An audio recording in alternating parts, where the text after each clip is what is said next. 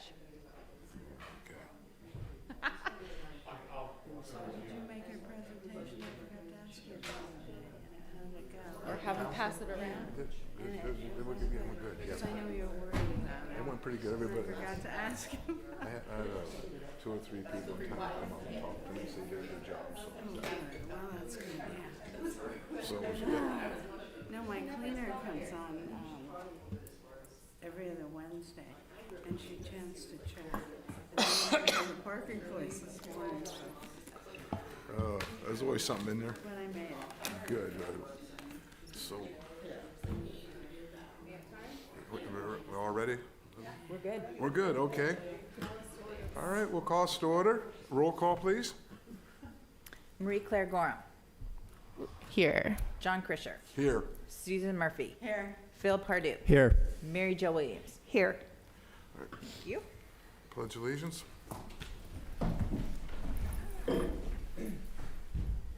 Allegiance to the flag of the United States of America, and to the republic for which it stands, one nation, under God, indivisible, with liberty and justice for all.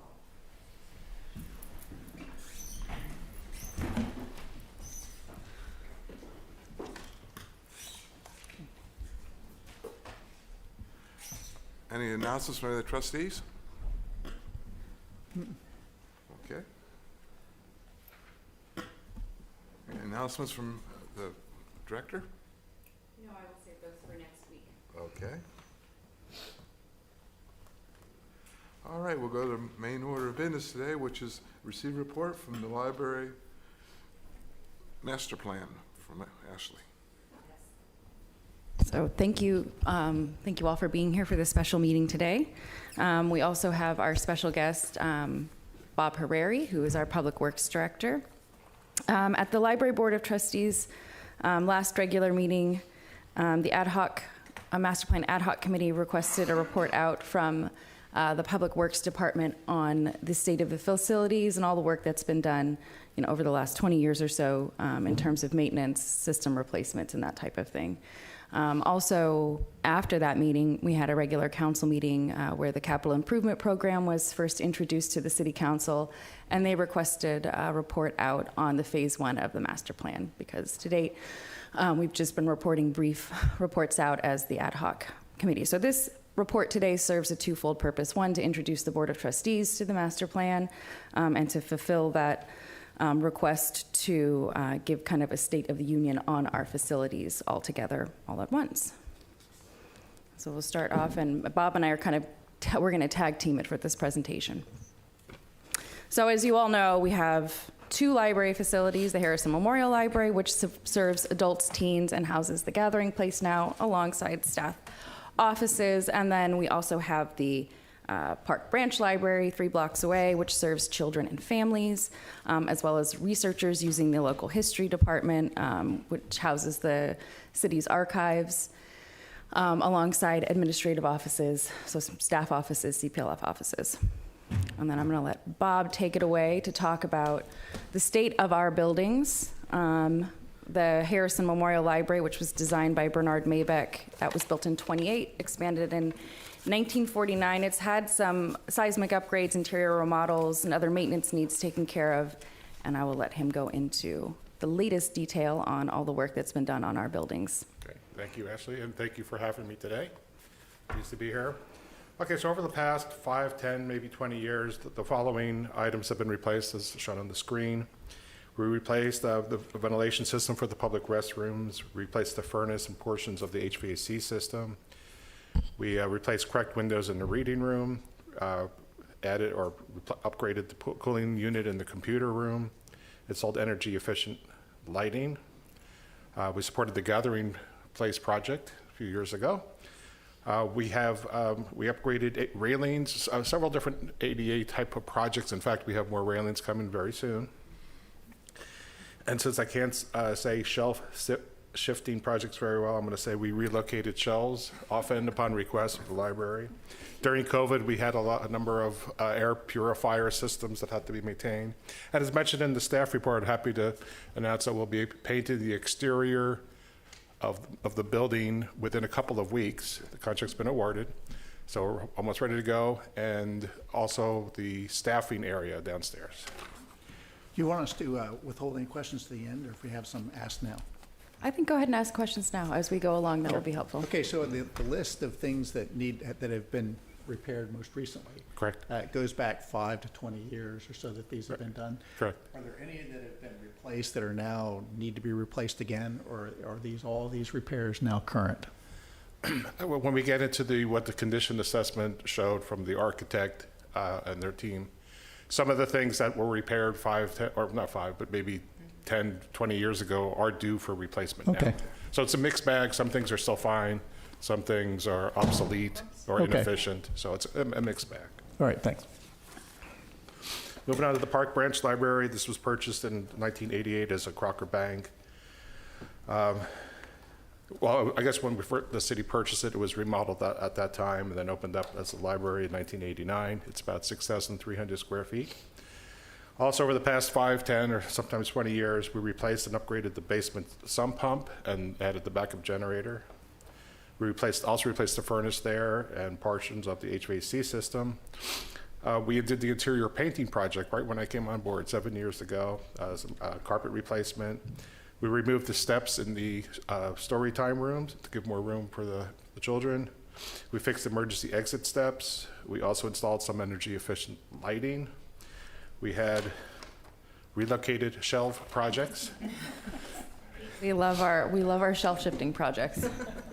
And also, this wasn't on the list, but I just threw in, a couple weeks ago, we decommissioned the dumbwaiter, which was becoming a liability to the city. So we were paying for maintenance on a dumbwaiter that wasn't used in roughly 10 years. So we got rid of that thing. Okay, master plan phase 1.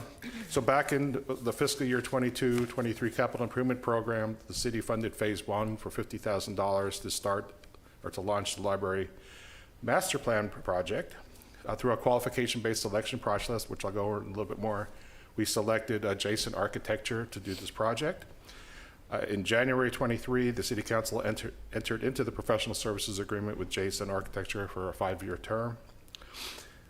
Between January and June of last year, Jason Architecture performed the bulk of the tasks. Basically, I see it as they had 4 primary tasks to do. One is to assess the condition of the building by the architects and their engineering expert consultants. They proposed some space programming and preliminary space programming improvements. They developed very preliminary cost estimates and schedules for renovating both buildings, and they prepared the report that's attached to the packet. Okay, so that was their objectives, and they completed the work pretty much on schedule and on budget.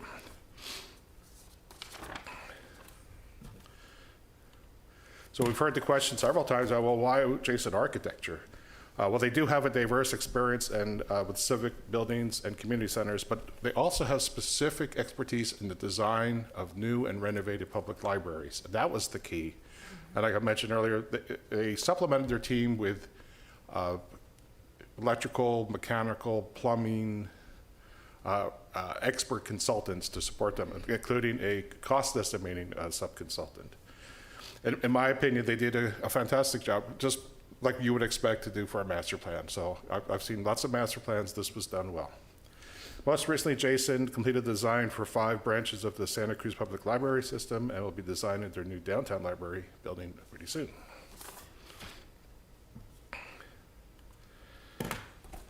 Okay, this should be no surprise to anyone who's been in either of the buildings, but the condition assessment revealed that there's significant upgrades are needed due to the age of the buildings, the deferred maintenance, the deteriorated and inefficient building systems, and outdated space layout for the patrons. Okay, so not a big shocker, no surprise. But let's go through, drill down, what exactly did they find? And the report identifies things in great detail. I'm just going to hit some of the highlights and perhaps some of the more critical or costly items.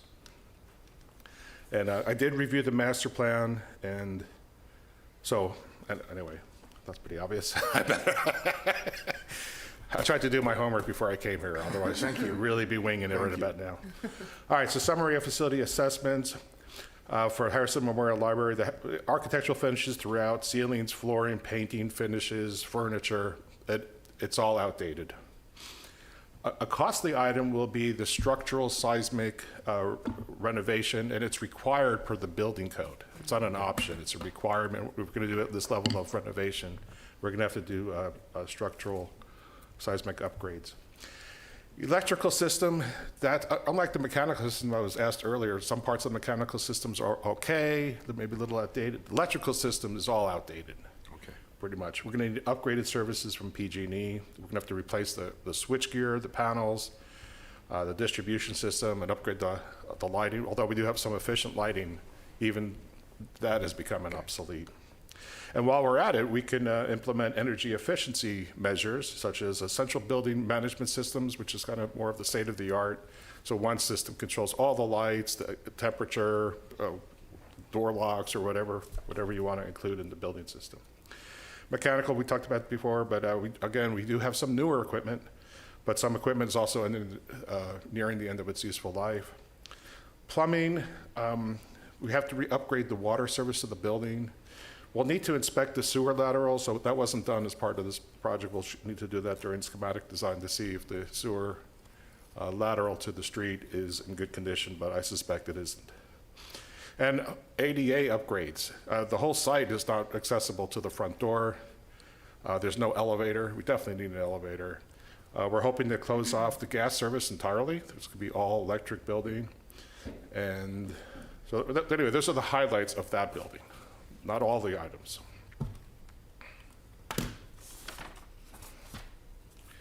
Park Branch Library also needs architectural finishes throughout, ceilings, flooring, painting, finishing, and furniture. Although it has newer carpeting and painting.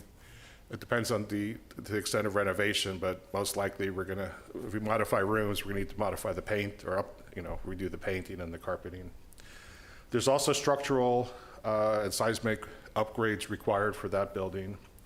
Similar to Harrison Memorial Library, Park Branch, also complete redo of the electrical system.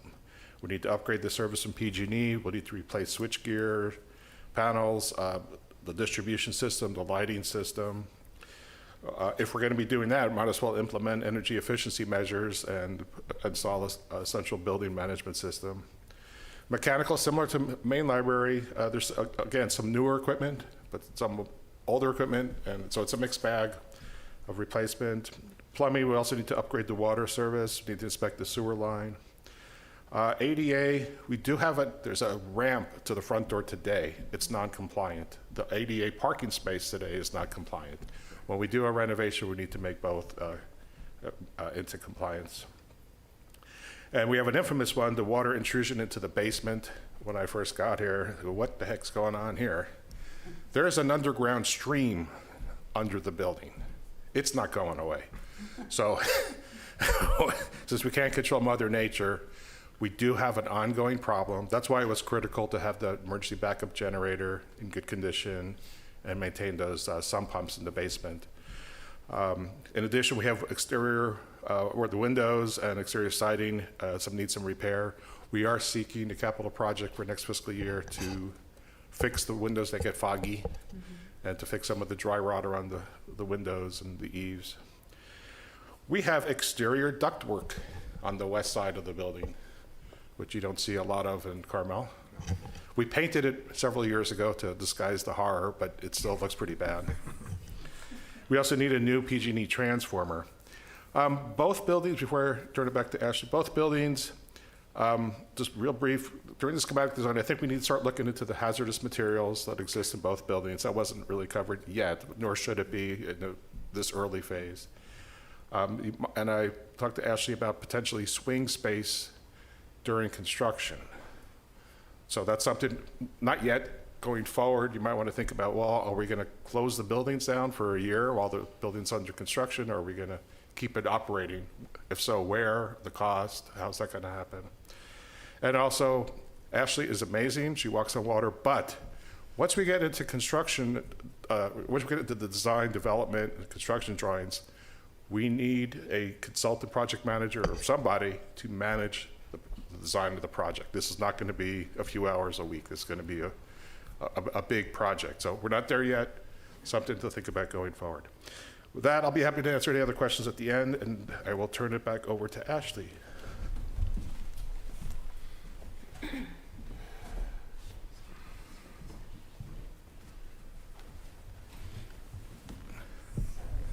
So I want to emphasize that this report has been incredibly useful for letting us know.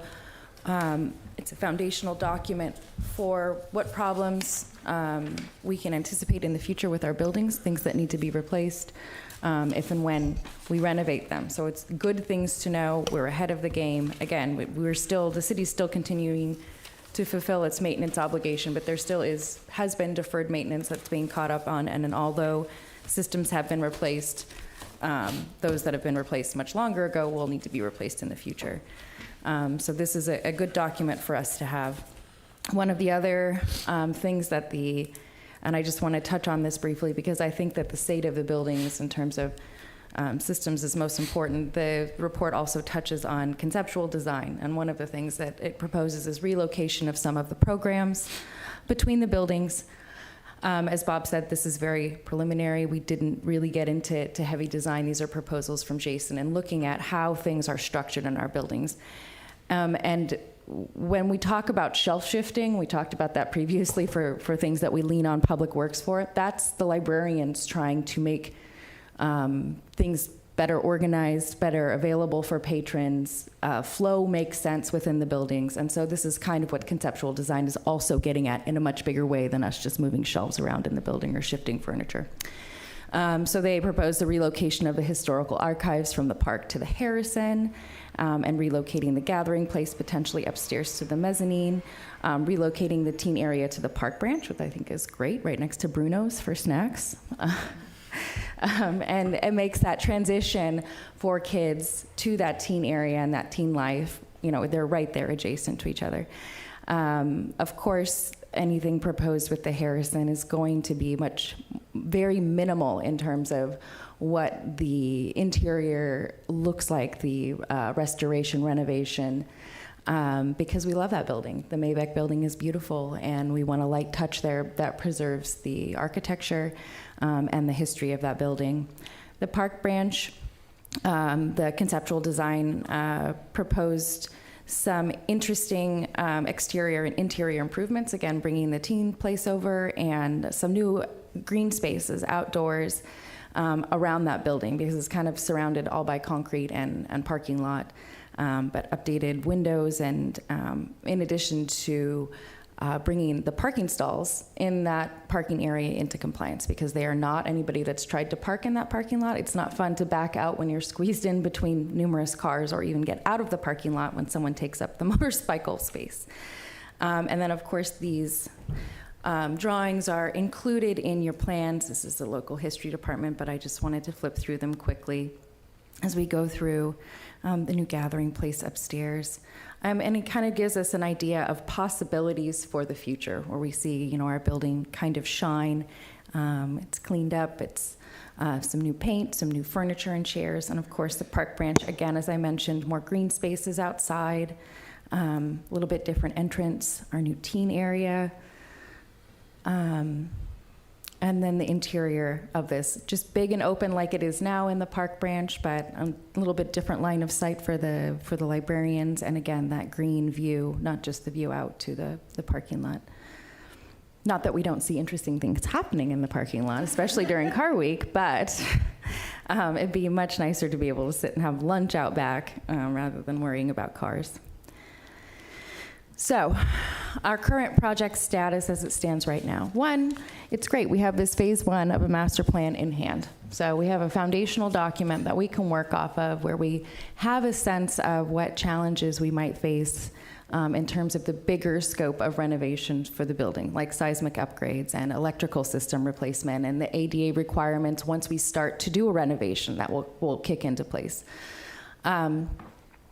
We included in fiscal year 23-24 phases 2 through 5 as proposed by Jason in their original proposal, which would bring us close to construction documents. And the city did allocate $100,000 towards those phases. As of today, no work has been completed on phases 2 through 5 and likely won't be. I have requested, in addition to the replacement of some of the park branch windows and the siding that Bob mentioned, the dry rot replacements for the park branch, that this project be carried over into the 24-25 capital improvement program. Any capital work that happens, regardless of funding sources, needs to be included in that capital improvement program. There are requirements for documentation that go along with our capital improvement program and record keeping, so it's important that that is included there. As I mentioned at the start of this meeting, at the March 5th regular council meeting where they received the proposed capital improvement program, Bob did a great job doing a presentation on every single project, which I think it's, over 35 new projects? Oh, yeah. 19 carryovers, and then in addition to the ones we managed to complete this year. Is quite impressive, the work that Public Works and all the departments have been doing. So the council requested an update on the library facilities master plan before they moved to carry phases 2 through 5 over again, so that they know what is happening with that. And I plan to present to them on April the 2nd as of today. They will be having a special council meeting March the 26th to talk specifically about all of the capital improvement program projects. I will be there in attendance if they have additional questions about this, of course. But plan to do a similar presentation to this for the council at their April 2nd meeting. Oops. And then, of course, as you all know, we have a master plan ad hoc committee that is our president, John Krischer, and then trustee Phil Pardue, who've been working with the Carmel Public Library Foundation over the last 9 months. The Carmel Public Library Foundation, of course, has been working on studying fundraising for a large-scale capital project that is critical to this. I know you all are paying attention and watching City Council and have been following the police renovation project and all of the projects that are in competition for each other for city funds. And the Carmel Public Library Foundation previously stepped up with the fundraising for the Gathering Place. That's the first time the library's ever had a meeting space in the history of its building, and that was a really big deal, and it is a well-used space. And we worked very well with the Carmel Public Library Foundation on that project, with a project manager in Public Works. And so this is a much larger undertaking. And I mean, as you can all see, the things that are deficient in our buildings and what will need to be done. And as Bob mentioned, continuity of library services, which is one of the stated goals that the ad hoc master plan committee, the guidelines that they approved at this last board meeting in terms of projects. It's a huge undertaking for everybody involved. And so taking this last year to kind of think about those things and do that study has been very important. The focus initially will likely be the Harrison building because it is almost 100 years old. And it is well used and well loved. And the park branch will likely come later in terms of renovation. So that's where we're all at right now. Happy to answer questions, as is Bob. And then, of course, we have our master plan ad hoc committee here for those of you who haven't been in some of the meetings that John and I have been part of. And that's it. So my recommendation for this overall is just to receive the report. But if you have any direction to provide me with, or counsel as I take this report to them, it would be much appreciated. But comments, questions from the board? Well, thank you so much for putting all the work into this. It's looking fantastic. Thank you. So for the Jason Architect 5-year contract, so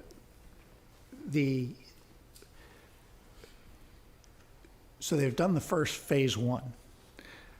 Can the city at any point decide that they want to move on to a different architect, or are they bound by the Jason Architect? Because it's my understanding that the Carmel Library Foundation is exploring other options. And so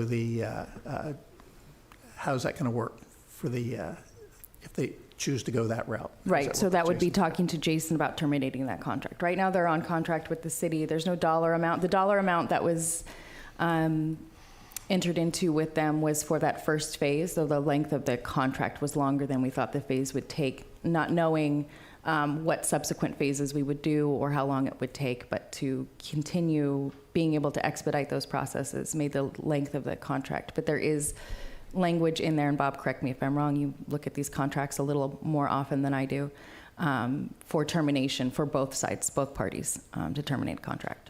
Yeah, they've been- Notification, I think it's 30 days notification. Right, so far yes. they've been awarded, it's a 5-year contract, and we're not obligated to proceed. Right. But it's, more convenient than starting. Right, in order the to process. proceed, we'd have to do subsequent amendments. The 5-year length was contingent on the phase one. Correct. And the dollar amount attached, that was at $50,000. So no subsequent amendments have been made to that contract that reflect phase two or any phases after Right, that. and if I may add, it's not a bid. We can, if the board and the city decide to go forward with Jason Architecture, we could negotiate modifications to them to add special, for example, historic preservation architect as a sub-consultant, or we could add, we can modify it. It's not locked in. Phase one is done. They did a good job. Moving on to the next phases, we can renegotiate, as necessary to meet the needs. And for the plans on the conceptual design that Jason Architects did, that has not been put out for public comment yet. They have not. It has not put out for public comment yet. Okay, so I think that'd be good for the council to know that, here's a set of plans as it goes, but, there's been no public comment on that. And that so there may be better options or different options or things like that as they go through. Right. This phase one was intended to, it did just what it needed to, give us some idea of potential changes to the building, but let us know what the upgrades are. And when we talk about public comment, there's been no public comment on the phase one as it stands now, and any thoughts about this, but also in general, when we say public comment, I think it brings up, well, no one's chimed in on the design itself, and the answer to that is we're not there yet. We're not even close to being Right. there yet. That's for much further down the line. But no, nobody's has public.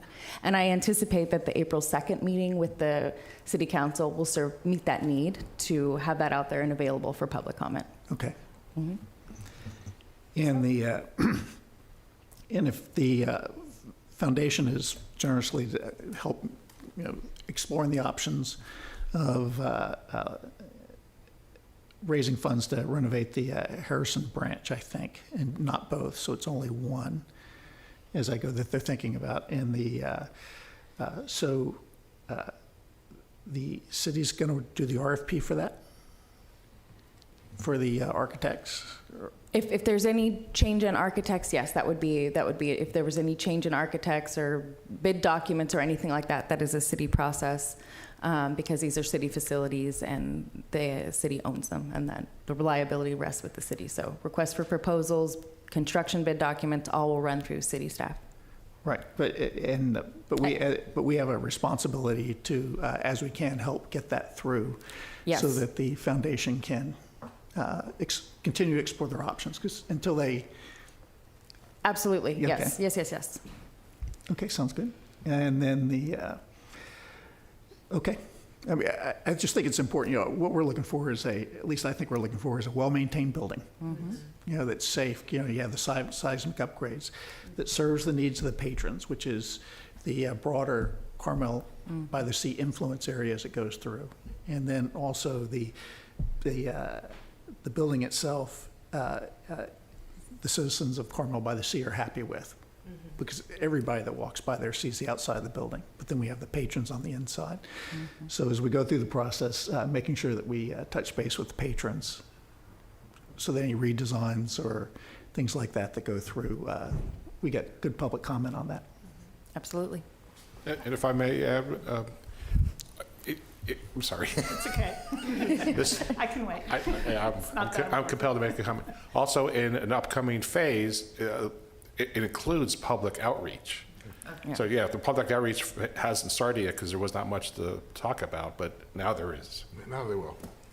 Well, I had a question. So I think the way I see it, this first phase one, we now have a laundry list of things that we know need to be done. What I don't have a good sense though is which of those would be done by the city as part of maintenance, which really belongs more with the owner of the building, which would be the foundation. And then the second thing is about the priority of the items. It's a long list. And do we have to do, I mean, I don't know if there's been any thought about that yet. Is there anything that's really critical that needs to happen right away versus can wait 5 years? So I have some questions about that in terms of timing and accountability for all the things that have now been identified. We now know, right? There's a lot of things that need to be done. So I'm just curious about that. Just one clarification, the city owns the building. Okay, And so, ultimately, it's the city's responsibility. okay, thank you. We have the foundation has offered to help the city. Okay, I was misunderstood that. Anyway, so it's kind of a question. How do you, there's one thing to do everything, which would be ideal. But if we can't do everything, then how do you prioritize? Where do you start? And is there anything that really can't wait? And as we go through this, what could be a fairly protracted process, looking at the police station as an example. So I'm just curious about that, or what thought there's been around that. No, very big questions, and I think that we haven't. I think the answer to that is we haven't had it. We've had some inkling that there are systems that are old, and when Cleve Waters, our building maintenance supervisor, can tell you, what some of the electrical looks like at the main, and I can tell you, looking through some of those cabinets and flipping the switches, what that looks like.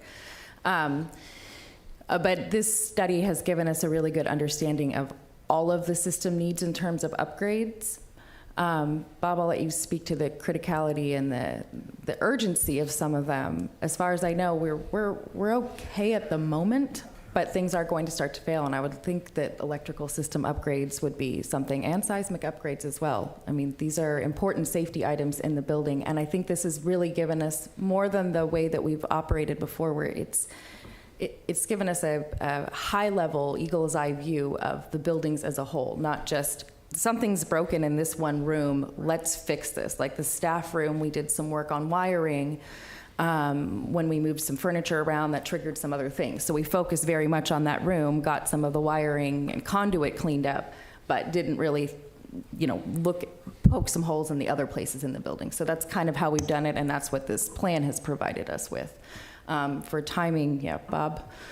Yeah, I've thrown my 2 cents on that. It was really a great question. A couple of examples, the backup generator for the Park Branch Library, that's a critical component. So when the last one was on its last leg, we replaced it because we had to save our basement from being flooded. When things break, if somehow the lighting system in the main library went out, we would hire an electrician, city as an ongoing repair, as an expense for repairs. So we'll repair things that are broken. In terms of replacing all the electrical system in the main library for potentially millions of dollars, that's something that we would not do. I can't speak for the city council, but it doesn't seem like that's in the cards. Now keep in mind, when I present to the city council, I give them a laundry list of, there's millions of projects. We narrow it down to the ones that are the highest priority. And even them, they have to slim down to meet the budget. But this project, for any kind of upgrades, would have to compete with other buildings. We have 5 other 100-year-old buildings in the city. We have street work. We have some critical infrastructure and drainage that's really needs to be done. We have some infrastructure on the beach that needs to be done. So the city council, and they certainly don't have this type of cash each year to pay for something like this. For the police station, if that does continue on, that would probably be a bond measure. Or possible, I don't know, the jury's still out on that, but something like a bond to pay for something that large at one time. This, if the city were to do this project, would probably also be another bond measure, but then again, it depends on our fiscal standing, and I'm no expert on that. So having the city make these upgrades, I'm not saying it would never be done, but I think would continue to be done as it's been done in the past, where we Yes. tackle For the things foreseeable future. as they come up, Right. as they When they- fail, and Right. when we measure that level of it's critical to the building, and it might not be wholesale. So Right. And we help that's out the yeah, approach that's we been help out the taken and best will we can. I continue to mean, be taken. We're working in the library almost all the time. But we have 2 facility maintenance workers and 15 buildings. So we do the best we can. I guess I need to turn, I don't know, I never can get that on. All right. I'm curious about the seismic. I know that we have to eventually do that. Is there a timeline on the seismic upgrades that we have to do?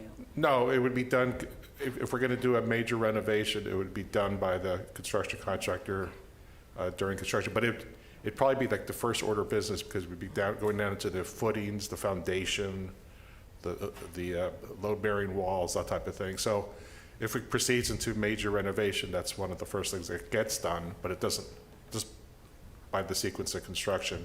It doesn't have to be done tomorrow. There's no requirement to upgrade it That's what I today. wanted to know. Is there a But- state right, requirement but once about we- seismic yeah, once we- upgrades? Start getting into renovation, then it will be required per the building code. I have one question. How long, if they completely renovated the building, how long do you think the project would take? Because there's so much logistics to take place, where we move the library to, how long would it be? That's a real concern to me. We found that we'd be gonna get Saturday hours, but now to go to the public and say, oh, by the way, we're gonna close down for X amount of time. So I can, an estimate, how long you think it would take, 2 years of being shut down? We'd have to figure out alternative plans to serve the public? Once the contractor starts, because there's a long way between now and the day they start, once they get started in earnest, it's at least 1 full year. Okay. So I would say 12 to 15 months. All right. I think 18 months would be if they run into problems or if they encounter hazardous materials that they weren't expecting. That could delay things, but not 2 years. Okay, I just, A that's year, gonna be easier to a year or sell. 15 months, Yeah. something like that. Gives us something to work on. We can look for some place to move to, Right. and we know it's gonna be a year. Right. And to the public. And they may find asbestos, that could be very, They will. so, Yeah, thank you. it's a We very, already- we already have. it's a very old building, yes. Anybody have any more questions? Forgive me, this is just an ignorant question, but was there already a sense that there was copper piping as well? Or is that would be kind of concurrent with architects in the area about a century old? Was there copper? Was there any copper or no? That detail did not stick in my brain, reading backwards and forwards to the Yeah. master plan. Yeah, versus copper anything piping. new would not, not be copper. Okay, No, yeah, no yeah. new copper. No new copper, but got it. Thank you. So I guess my question is, so I know you're going to the council on April 2nd, and then what do you think your next steps? Well, one, receive direction from council. Right. And that will, and from the public who are participating in that meeting as well.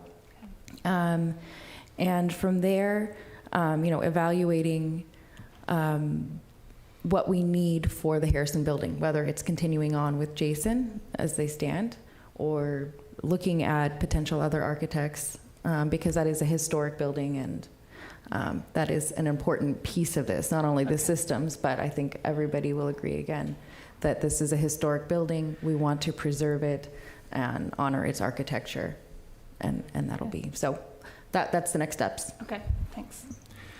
So there's a MOU between the MOA or MOU, whatever the correct term is between the city and the foundation on, or I don't know who it's between, to have things upgraded over time.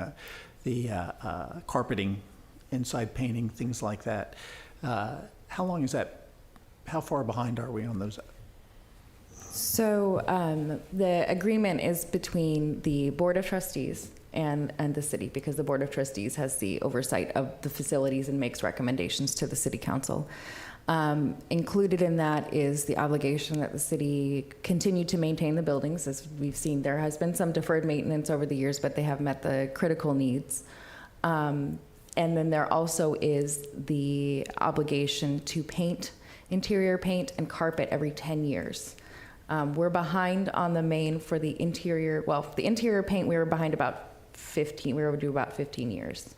So, and with carpet as well. Carpet might have been in the early 2000s. So we're at any rate, we're behind for the Harrison building. The city is doing the painting project for the exterior. We held off in light of what we've been seeing from this plan, but also working with the Carmel Public Library Foundation on potential fundraising for an overall renovation, held off on the extensive interior painting at the Harrison building at this point in time. So that's where we're at with those obligations. And I think with the park branch, we would be coming up on painting and carpeting in 2026, 2027, somewhere around then. That would be the 10-year mark for that building.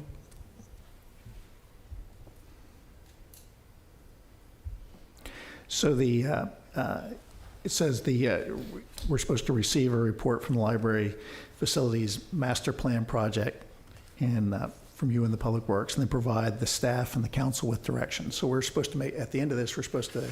If you have any direction, if you do not have direction, that is perfectly fine. You just receive the report. But if there's anything that you want me to include in a subsequent presentation to the city council or anything like that, then I'm happy to take it to them. So what we have here is we have the report back. The city funded $50,000 for the first phase of the master plan. We're now reporting back to the city, hey, this is what we've done with it, and this is what we have going to the future. But what we're alluding to, but what we're missing is how to get out of this quandary, and that we have a library that needs upgrades. It's well functioning now. Right. If we can get it to Saturday hours for today and the very near future, the patrons are going to be ecstatic because we're now back to 6 days. But the maintenance is getting deferred every year as we go forward, and so we have the library foundation. The city has many things that they're worried about that are higher priority, and it just is what it is. And at some point, we don't want to have a position where we're surprising the city with another building that needs to be replaced, like they're having to deal with the fire station, although it probably wouldn't happen with this, but taking it to the extreme. So at some point, we need to provide the city and the city council with how we're going to go forward, working with the foundation to try to come up with the fundraising to make this work. So, and where we're going to have the foundation is going to have their ideas, the city council is going to have their ideas, and the patrons are going to have their ideas of what good looks like. So, how we're going to navigate getting that through so that we have a well-maintained library that meets the needs of the patrons, and that the city is happy with the aesthetics of it. Whether it's if there were to be any remodel to the grounds outside of the Harrison Memorial Library or the library itself, the whole city's got to be happy with that. Right. Or at least 51%. And if it's the park branch, which is not part now, because it's been broken into two. Right. It's my understanding it's broken into two now. Park branch is out in the future. So, you take away that parking lot there, you're going to That's a whole, yes. you have a yeah, whole ball other of thing wax. too. And so we just want to make sure that we have the right community comment, and that we're getting things through as fast as we reasonably can to help this process through with the foundation. I agree. I mean, we're never going to move as fast as they would like, but we can help. Keep the things process moving, forward. and yes. Okay. Thank you, Phil.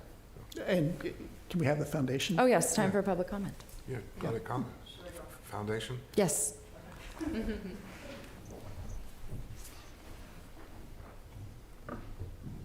Thank you so much. Thank you for that great report. The only thing at this time, I guess, that I wanted to add is that the foundation several months ago recruited a cross-section from our population, some city folks on the committee that included the mayor. We have Kent Seavey, who's a historian, We have membership representatives with the library and Ashley and John and so forth, and with the foundation. And then also some community stakeholders like Lacey Buck, who's also been very significant in terms of support of the library. And so now we are in the process of helping to craft the RFP with the library, and that's where we are now. We have engaged a consultant and actually 2 or 3 Mabeck specialists, historians who are architects in the Berkeley area, where much of Mabeck's work was done. And so, you know, it's a process. And I think when we look at the Harrison and starting with that building, we're looking at the urgency of the age of the building. We're looking at a centennial celebration, hopefully, within the 2 to 4 years of getting that project done. And so we're very excited about it, and want to do everything that we can to be inclusive of the community, and just to make sure that we are really providing the city with the very best renovation and restoration that's possible. So it's a necessary project for the facility, but also I think it's a passion project for this city. It's a prominent piece of real estate. It's a landmark historic building. It's, I think we all agree, one of the most, if not the most important institutions in Carmel. So I just wanted to add that. Thank you. If you had any questions for the foundation, I'm happy to answer anything too. Thank you. I think we're good. Yeah. Okay. Thank you. All right. Does any members have anything else you want to say? I think maybe we go to council with the direction that we're going to work with the CPLF for the fundraising efforts and to go through with the project. The community is going to have to figure out, be in consensus that they like what we're going to do, going to like the design, and I'm sure the city is going to be in control of the building, right? The guy who runs the project manager, will be appointed by the city. Yeah, well, when we get further down the line, Bob and I Just will out of work out the logistics curiosity. of that. Yes, absolutely. This project will need a project manager. Yeah. Period. So Absolutely. leave it there. Okay. All right. So I think, does that sound like a way to go? The rest of you, we're ready to move forward, working with the CPLF on their fundraising efforts, and to get all the paperwork to maybe bring another architect in and move forward to see the best we can do. And now we've been looking at, it's going to be maybe a year shutdown, start maybe maybe form a committee to look for somewhere else to move to in that time, that we can look around the community and figure out what we could use for a facility, and figure out how the cost would be to us or to the city and what it would involve. But we really have to keep services to the community. They were shut down for so long without a library. I can't sit here and say, I want to shut it down for a day. I mean, truthfully, no, I don't want that at all. I don't know how the rest of you feel. But we have to serve the community. And it's our duty to do that.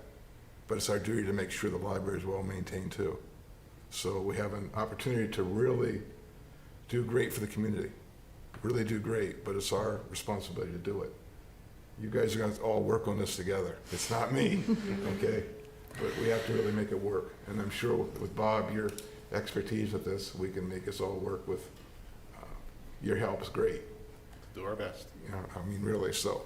How do you guys feel about that? Very good.